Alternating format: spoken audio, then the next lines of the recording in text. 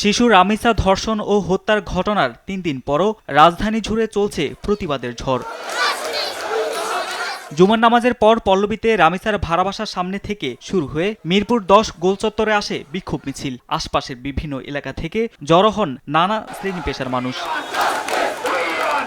এতে প্রায় ঘণ্টাখানেক সড়ক অবরোধ করে রাখেন বিক্ষোভকারীরা। বিচারের দীর্ঘসূত্রিতা কাটিয়ে দ্রুত বিচার নিশ্চিত করার দাবি জানান তারা। আমরা কেন আন্দোলনে নামবো? দেশ আমাদের আইন দিবে, আমরা আইন মানবো। আইন কি আমাদের কি বিচার দেওয়া হয়েছে?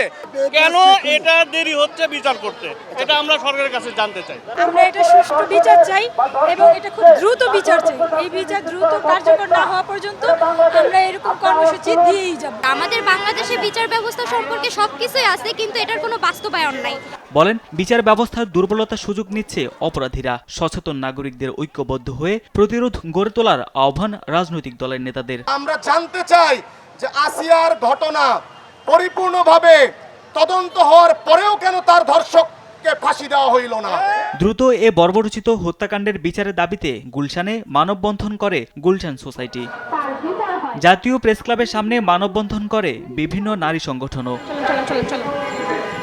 এদিকে সকালে রামিসার পরিবারের সঙ্গে দেখা করেন বিএনপির স্থায়ী কমিটির সদস্য সেলিমা রহমান। বলেন, দ্রুত বিচার নিশ্চিত করা গেলে আইনের প্রতি মানুষের আস্থা ফিরবে। এখানে আমরা মনে করি এই যে রামিসা হত্যা, নৃশংস হত্যাকাণ্ডের যে বিচার, এটা খুব দ্রুত হবে এবং সেটা সম্পূর্ণ রাষ্ট্র সেই বিচার দেখবে।